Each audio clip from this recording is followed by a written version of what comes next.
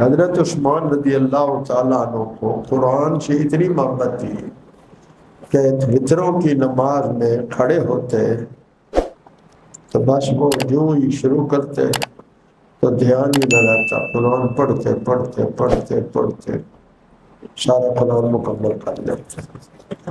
ایک ہی رکعت میں، اکثر ایک ہی رکعت میں قرآن مجید مکمل کر لیا کرتے، اور اس قرآن سے محبت کا دو محبت ہے، ایک حضور سے محبت تھی، ایک قرآن سے محبت تھی۔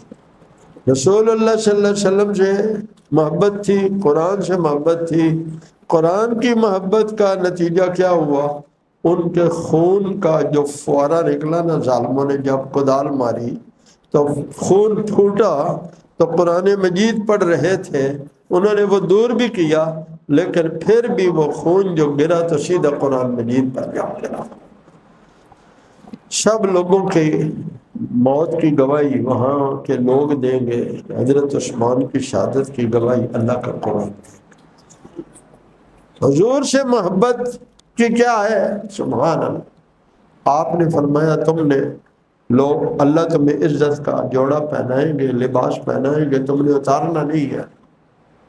تو حضور کے حکم کو پورا کیا، شہید ہو گئے، تو اللہ نے دو ساتھیوں کو حضور کے جنت میں جگہ دی اور حضرت عثمان کو جنت کے ٹکڑے میں جگہ عطا فرمائی۔